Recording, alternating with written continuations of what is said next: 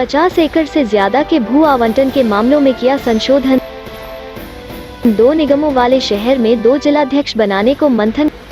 किसानों के समर्थन में कांग्रेस की पदयात्रा की तैयारियां तेज। कांग्रेस के संगठन विस्तार में ब्लॉक बढ़ाने की कवायद शुरू। केंद्र ने रोजमर्रा की चीजें महंगी कर तोड़ा देशवासियों का भरोसा। नमस्कार, आप जुड़े हुए हैं राजस्थान के सबसे बड़े Dainik Navjyoti digital news network से। जयपुर में आज क्या कुछ हुआ आप देखिए हमारे साथ। जी हां, समाचार वही जो आप देखना चाहे। सार्वजनिक या निजी उपक्रमों या संयुक्त उपक्रमों के 50 एकड़ से ज्यादा भू आवंटन के मामलों में अब कैबिनेट के बजाय सीएम के स्तर पर निर्णय लिया जाएगा। कैबिनेट सचिवालय ने इसके आदेश जारी कर दिए हैं। इससे पहले 12 अक्टूबर को आदेश जारी कर सार्वजनिक या निजी उपक्रमों या संयुक्त उपक्रमों के 50 एकड़ से ज्यादा भू आवंटन के मामले कैबिनेट स्तर पर करने का निर्णय लिया गया था, जिसमें बदलाव करते हुए निर्णय के अधिकार मुख्यमंत्री स्तर पर करने की व्यवस्था की गई है। हाल ही में घोषित हुई प्रदेश महिला कांग्रेस की कार्यकारिणी में जयपुर शहर में 2 अध्यक्ष बनाए जाने का फॉर्मूला अपनाने के बाद अब प्रदेश कांग्रेस भी इस फॉर्मूले पर अमल करने में जुटी है। 2 नगर निगम वाले शहरों में 2 अध्यक्ष बनाने को लेकर कांग्रेस में मंथन शुरू हो गया है। प्रदेश कांग्रेस के अध्यक्ष गोविंद सिंह डोटासरा ने भी इसके संकेत दिए हैं। पीसीसी चीफ गोविंद सिंह डोटासरा और प्रदेश प्रभारी अजय माकन इस फॉर्मूले को लेकर पार्टी के अन्य नेताओं से भी चर्चा कर रहे हैं। माना जा रहा है कि पार्टी जल्द ही 2 अध्यक्षों वाले फॉर्मूले को अपनाकर 2 निगम वाले शहरों में 2 शहर अध्यक्ष बना सकती है। केंद्र के कृषि कानूनों के विरोध में आंदोलनरत किसानों के समर्थन में कांग्रेस की ओर से किसान सम्मेलनों और धरने प्रदर्शनों के बाद अब प्रदेश कांग्रेस किसानों के समर्थन में पदयात्रा शुरू करने जा रही है। सूत्रों के अनुसार 20 फरवरी को प्रदेश में कांग्रेस पदयात्रा निकालेगी। शिक्षा मंत्री गोविंद सिंह डोटासरा ने कहा कि यात्रा में सरकार के मंत्री, विधायक और स्थानीय कार्यकर्ता शामिल होंगे। इसके साथ ही पदयात्रा में किसानों को भी साथ लाने की तैयारियां चल रही है। इससे पहले कांग्रेस ने किसान सम्मान कार्यक्रम आयोजित कर किसान आंदोलन में प्राण न्यौछावर करने वाले किसानों को श्रद्धांजलि दी थी। पदयात्रा को लेकर प्रभारियों को निर्देश जारी किए गए हैं। कांग्रेस के आगामी जिला और ब्लॉक अध्यक्षों की घोषणा से पहले प्रदेश कांग्रेस ने संगठन को मजबूती देने की कवायद शुरू करते हुए अब ब्लॉक की संख्या बढ़ाने की तैयारी शुरू कर दी है। इसके लिए प्रदेश कांग्रेस ने एक प्रस्ताव बनाकर प्रदेश प्रभारी अजय माकन को भी भेजा है, जिस पर माकन ने कांग्रेस आलाकमान से चर्चा करने की बात कही है। सूत्रों की माने तो वैसे तो प्रदेश में 400 ब्लॉक है, लेकिन जनसंख्या के हिसाब से कई ब्लॉक ऐसे हैं जो काफी बड़े हैं, जिनको तोड़कर 2 ब्लॉक बनाए जाएंगे। ऐसे में ब्लॉक की संख्या 400 से ज्यादा पहुंच जाएगी। प्रदेश कांग्रेस के मुख्यालय प्रभारी ललित तूनवाल का कहना है कि प्रदेश के कई ब्लॉक काफी बड़े हैं, जिन्हें तोड़कर 2 ब्लॉक बनाए जाएंगे, और जब ब्लॉक की संख्या बढ़ेगी तो पीसीसी मेंबर और एआईसीसी मेंबर्स की संख्या भी बढ़ेगी। पेट्रोल और डीजल के बढ़ते दामों से महंगाई पर असर को देखते हुए पूर्व डिप्टी सीएम सचिन पायलट ने केंद्र सरकार पर निशाना साधा है।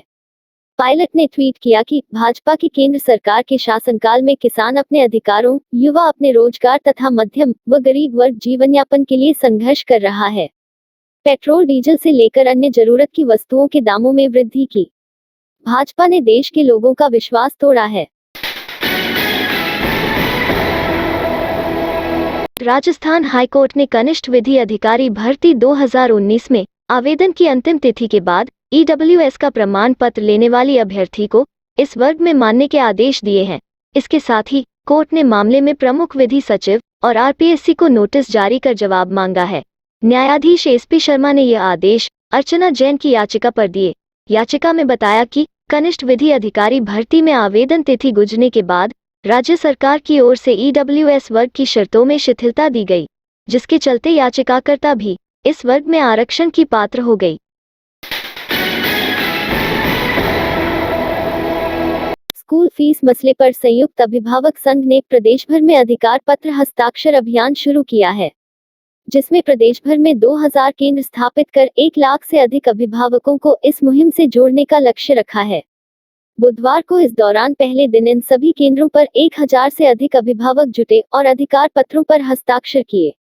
अभियान प्रभारी मनोज जसवानी ने कहा कि स्कूल की लूट से पीड़ित अभिभावकों की पीड़ा को सुप्रीम कोर्ट तक पहुंचाने के लिए इस अभियान को गति दे रहे हैं।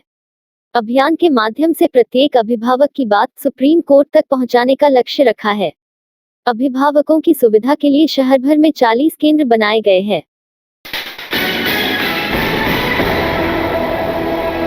विभिन्न मांगों को लेकर राजस्थान बेरोजगार एकीकृत महासंघ बैनर तले धरने में बेरोजगारों ने लगातार तीसरे दिन धरना प्रदर्शन किया। इस दौरान बेरोजगारों ने सरकार के खिलाफ जमकर नारेबाजी की और मांगें पूरी करने की मांग की। दरअसल यह बेरोजगार सोमवार से विधानसभा का घेराव करने के लिए राजधानी में जुटे थे और तभी से उनका प्रदर्शन जारी है। महासंघ के प्रदेशाध्यक्ष उपेंद्र यादव ने कहा कि बेरोजगारों के प्रति मुख्यमंत्री संवेदनशील हैं, लेकिन प्रदेश के मंत्री और अधिकारी लगातार मुख्यमंत्री के आदेशों की अवहेलना कर रहे हैं, इसलिए आक्रोश मंत्रियों और अधिकारियों के खिलाफ है। जब तक बेरोजगारों की सभी मांगें पूरी नहीं हो जाती है, तब तक बेरोजगारों का आंदोलन इसी प्रकार जारी रहेगा। All India medical students association United के राष्ट्रीय अध्यक्ष भरत बेनीवाल के नेतृत्व में राजधानी जयपुर में 22 गोदाम स्थित पेट्रोल पंप के पीछे धरना स्थल पर बेरोजगार पैरामेडिकल छात्रों ने एकत्रित होकर विधानसभा का घेराव किया और अपनी लंबित पड़ी भर्ती की मांगों से सरकार को अवगत कराया। बेरोजगार पैरामेडिकल छात्रों ने रेडियोग्राफर लैब टेक्नीशियन की भर्ती जल्द से जल्द पूरी करवाने, ईसीजी भर्ती की डॉक्यूमेंट वेरिफिकेशन लिस्ट जारी करवाने, पैरामेडिकल के सभी संवर्ग के कैडर बनवाने सहित अन्य मांगों का मांग पत्र मुख्यमंत्री के नाम सौंपा। जयपुर हेरिटेज नगर निगम की मेयर मुनेश गुर्जर ने बुधवार को भट्टा बस्ती में राजीव आवास योजना का निरीक्षण किया। इस दौरान उन्होंने अव्यवस्था और गंदगी देख अधिकारियों को फटकार लगाए और उनको व्यवस्था सुधारने के निर्देश दिए। इस दौरान उनके साथ पार्षद दशरथ सिंह और नगर निगम हेरिटेज के अधिकारी मौजूद रहे। उन्होंने स्थानीय लोगों से भी इस संबंध में चर्चा की। सिवाईचक भूमि पर बसे गांवों में भूमि रूपांतरण के बाद ही ग्राम पंचायतों की ओर से आबादी पट्टे जारी किए जा सकेंगे। यूडीएच मंत्री शांति धारीवाल ने बताया कि सिवाईचक जमीन पर बसे गांवों को आबादी क्षेत्र में भूमि रूपांतरण के लिए पहले ग्राम पंचायत द्वारा प्रस्ताव जिला कलेक्टर को भेजे जाते हैं। जिला कलेक्टर द्वारा भूमि रूपांतरण आबादी क्षेत्र में करने के बाद ही ग्राम पंचायत ऐसी भूमि पर बसे गांवों व लोगों को पट्टे जारी कर सकती है। उन्होंने यह भी स्पष्ट किया कि गांव में ऐसी भूमि जिस पर वर्षों से लोग बसे हुए हैं और वह पहले से ही आबादी क्षेत्र घोषित है, ऐसे क्षेत्रों में बसे लोगों को स्थानीय ग्राम पंचायत पट्टे जारी कर सकती है। इस रात की सुबह नहीं होती जब तक हाथ में उसकी गर्माहट नहीं होती। चाय का प्याला, अखबार साथ पुराना है, मिट्टी से जोड़ता है। खबरों की खुशबू से सारा घर महकता है। हर रंग में ढला कहानियों से किस्सों तक ले जाता है बेरोक टोक। देश के हर हिस्से तक ये हकीकत का आईना है, ख्वाबों को सच करके दिखाता है। दैनिक नवज्योति आपके लिए, आपके साथ। ये थे आज के मुख्य समाचार। विस्तार से जानने के लिए पढ़ते रहिए दैनिक नवज्योति।